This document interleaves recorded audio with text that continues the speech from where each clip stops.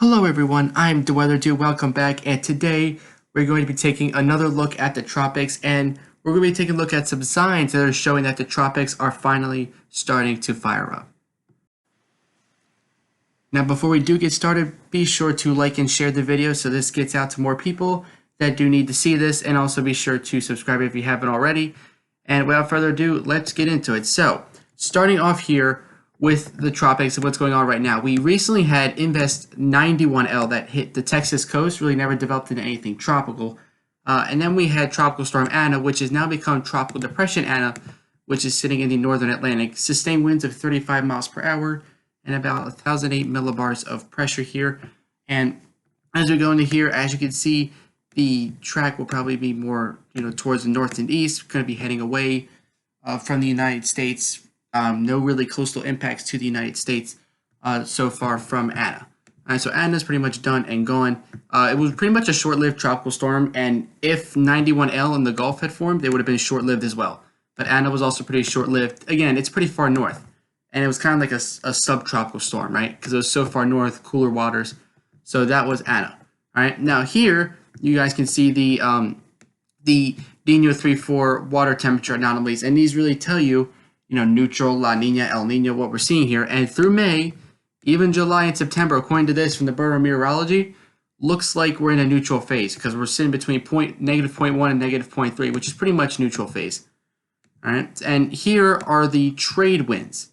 All right. So here are the trade winds. And as you can see from the trade winds, La Nina, we have strengthening of the trade winds. And as you can see by the green, even some hints of yellow, some slightly stronger trade winds, all right, and that's typical of La Nina conditions. So that's why, but it's not really we're not seeing any orange or reds on this bottom map either. So that's why I think it's more of a neutral phase, because we're seeing a lot more of those teals, right? Instead of there's not really extreme trade winds or extreme low amounts of trade wind, pretty much average. So that's why we're kind of in that neutral. But there are some spots in the tropical Pacific that are seeing some stronger trade winds currently. And here we have the sea surface temperature anomalies again. So as you can see, this is updated, last updated May 8th. You can see we stay in neutral phase, but we're trending back down. We just came out of La Nina, and we could be trending back down towards La Nina, maybe by the time we head towards the end of the hurricane season. And a handful of models do indicate that, and some models indicate we'll stay at neutral. Right? It all does depend on how exactly those sea surface temperature anomalies, how exactly they turn. All right, so here are the sea surface temperature anomalies for the Caribbean and the Gulf of Mexico. And currently, as of now, the northern half of the Gulf, and that's why 91L didn't really develop. The waters were a bit cooler than average. The southern Gulf and the Bay of Campeche, aka the southwestern Gulf of Mexico, is currently above average. And even the Caribbean above average for the most part. The eastern part, maybe not so much, maybe closer to average. All right. But it goes back and forth because just about a week ago, the entire Gulf of Mexico was above average. So it does vary from time to time. All right, as you can see out in the middle of the Atlantic, where you'll start to see activity in a couple months, the waters out there are still above average as well. And if you look in the, not the entire globe, but from the Western Hemisphere, you can see the Jersey Shore and the New England Shore, right? It's above average over there. And the tropical Atlantic overall is also above average. You see a lot of above average water there as well. And then out here in our Niño 3-4 region, as you can see, pretty much average, but some hints of blue around. But we're still in a neutral phase for that part of the ocean as well. And you can see right where Ana is, or Tropical Depression Ana is, you can see we got some slightly cooler waters, and then those orange areas is where the Gulf Stream is, right? So that's why we got the warmer waters out there, right? So now moving on to June, because June is pretty much a week away at this point from when I'm making this, and typically, right, we see activity closer to home in the early part of the season, right? And Invest 91L was right here, so pretty in that blue zone. That's our pretty typical development spot. The most common development spot in June is in the northeastern corner of the Gulf of Mexico, but anywhere in that blue region you can see development through the Gulf, Western Gulf, the Eastern Gulf, up the East Coast. That's where the prevailing storm tracks are for the month of June, typically, not all the time. And our tropical intensity index, green means highly unfavorable for development, which is pretty much the entire Atlantic basin, but there are some spots, some yellow and orange spots, that are unfavorable to maybe even favorable in the Gulf of Mexico. This is a sign that things are starting to develop a bit more in the Gulf, right? We're starting to see a bit more activity, right?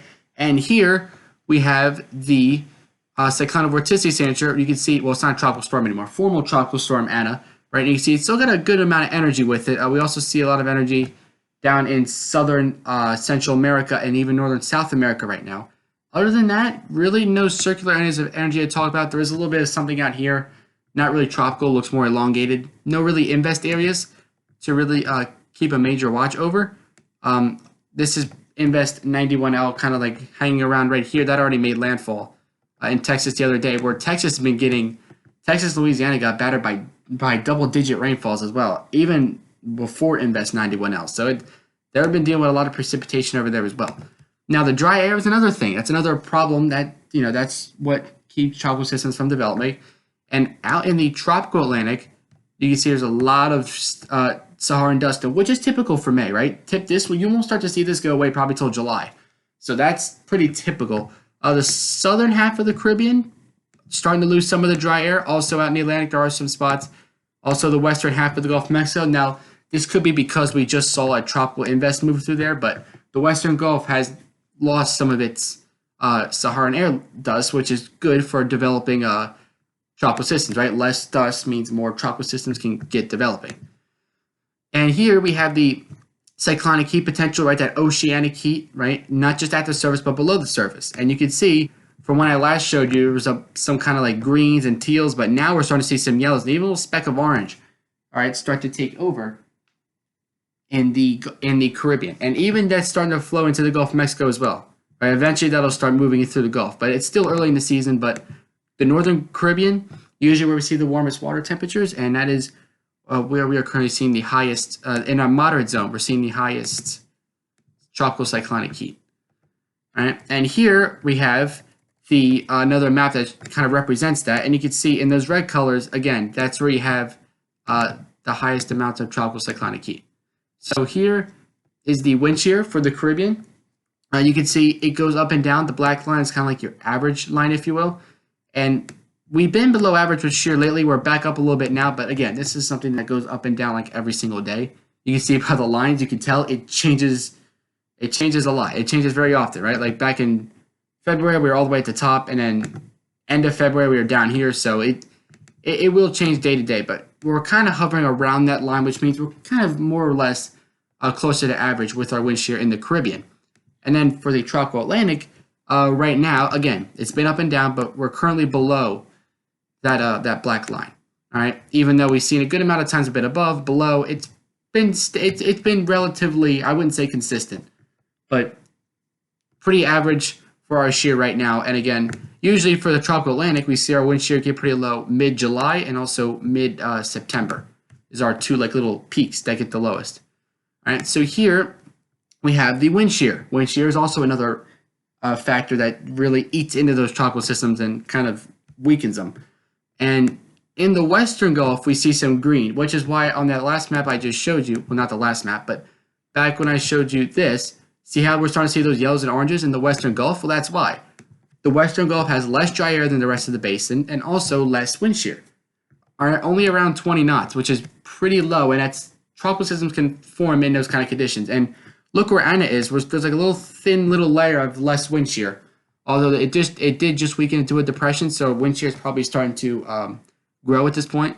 We're probably starting to see some more shear, but the Caribbean still has a lot of wind shear in it. All right, so even if the waters are warm, even if there's not dry air, if you got this kind of wind shear, 60, 70 knots, yeah, it doesn't matter how good the water is or how low the dry air is. If you got a lot of wind shear, that's going to tear the system apart completely. All right, and to finish up, we're going to take a look at some models. Now, this represents the convection, and I have the CFS pulled up because they show something pretty interesting. All right, so here's our convection, and the green obviously means more thunderstorm convection, more tropical development, and the brownish reddish colors represent less tropical development because of less convection.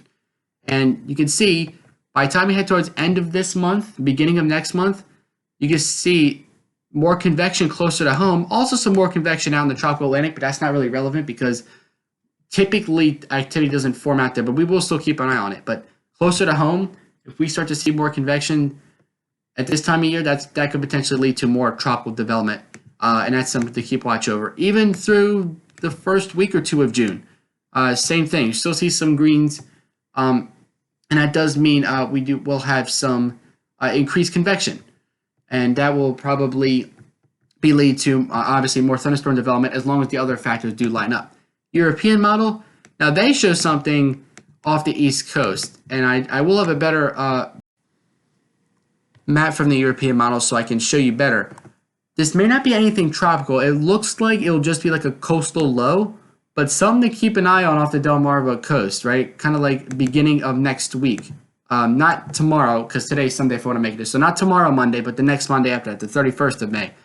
Other than that, Europeans really showing no tropical development or any kind of like storm brewing in the Atlantic. The Pacific, they do show a little something spinning counterclockwise, so that could be something to watch as well. So let me show you on the European model. So here is like the batch of precipitation. Again, this may not even be anything tropical, but it's a coastal low that is worth monitoring, right? And there it is.